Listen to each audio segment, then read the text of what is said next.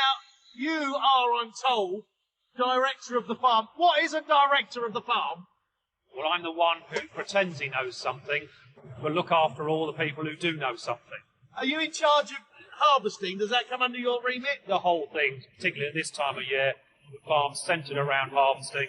So it's my job to make sure we predict what we're going to do, get the harvest into the cold stores as quickly as possible on time. Quite a bit of responsibility. Some say. Mate, I'm good at this. You are. You're enjoying it as well, aren't you? I mean, Hey? it's just such a monster machine. It's like every little boy's dream, isn't it? Get one of these. Everybody likes a big toy. I would actually like to get down and see how this works, because I can't actually see how it's picking them up. That's quite straightforward. What we want to do is just go back a little, we'll shut her down and we'll go and have a look. Come on, let's have a look. I'm quite proud of myself. Oh, wow, that is a dangerous, angry-looking beast, isn't it? Certainly is. That's a big old boy. This is a sunny day, lovely sunny day. Does the weather make any difference at all to the harvest? Yeah, sweet corn adores sunshine. If we get warmer days, it picks up speed, but so do dads having barbecues. So the demand picks up too. That's brilliant. The sun shines, the sweet corn grows faster, but people buy them more. Exactly. That is brilliant. Can you show me now how this picks it up and why it doesn't crush it? Well, it's remarkably simple, really. The corn is the thickest part of the plant. The two base plates, you can feed the plant through, but the corn can't make its way through. And the rest of the machine's about gathering the corn up safely and securely. It won't go through the base simply because it's the fattest, biggest thing on the plant. Simple as that. That is easy, isn't it?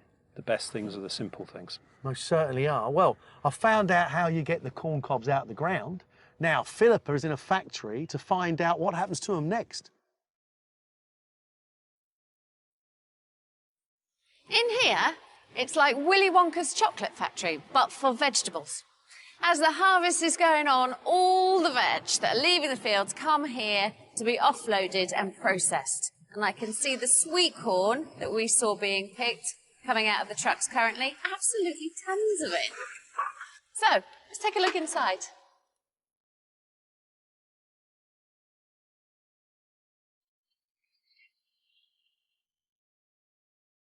So, Keston, you're the technical director. Why are you keeping it so cold in here? What is it? Well, it's to make sure that the sweet corn stays fresh. So we actually take it from the field and put it through something called a vac cooler to bring it down to 4 degrees. How important is it to do that? It's really important. In this country, to make it work, it has to get cold quick so that you have a shelf life at home.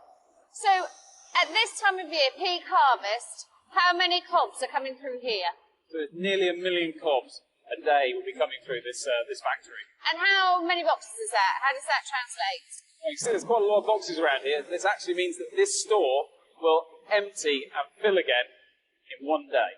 You're filling it up twice and emptying it, and the sweet corn's going straight through. What next? Well, next, we take one of these cobs, put it through the factory, and that'll take 3 minutes and ends up in a pack. It'll be in a pack in 3 minutes. Yeah, absolutely. Let's see.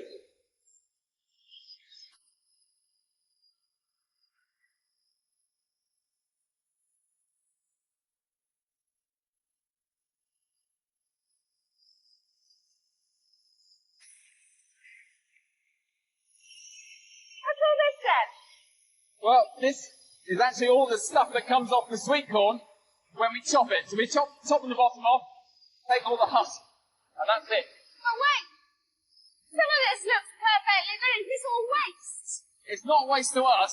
This is actually food for our anaerobic digester. So this will get turned into gas, which then drive a generator, which makes all the electricity to power all this plant. Good.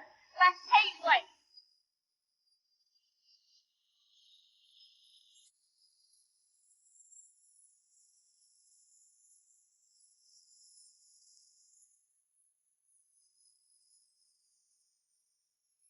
You know you're at the height of the harvest and they're packing boxes like the wind.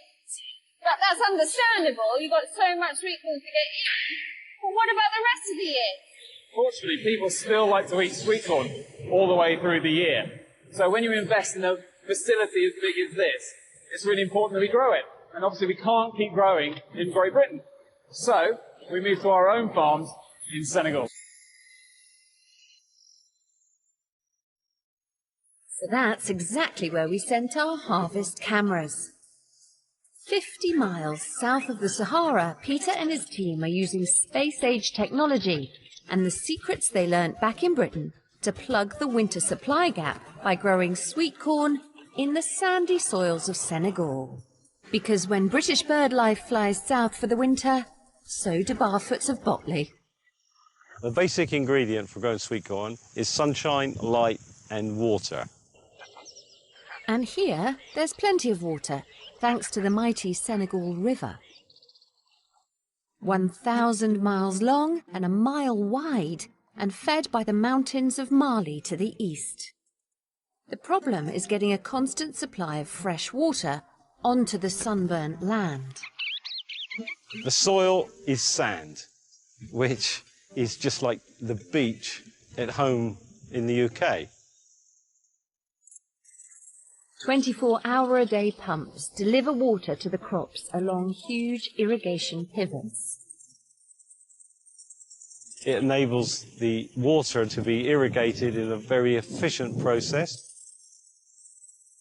We now have 20 of these 100-acre pivots operating in this area, producing crops, which are employing people to work within those crops and providing vegetables that we take back into Europe.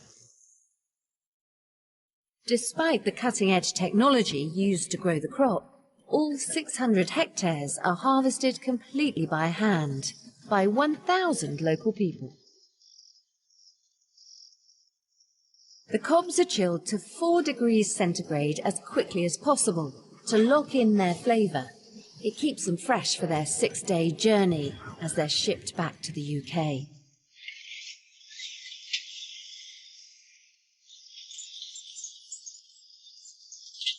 Sweet corn is not indigenous to Senegal, but the Senegalese have definitely developed a sweet tooth for it, and they're now every bit as passionate about growing it as Peter is. Oui, et en plus, le rangé, c'est bien rangé. Donc ça veut dire que nous, on a bien travaillé avec l'eau et l'engrais. Et c'est bien plein jusqu'en haut. La fécondation est bonne.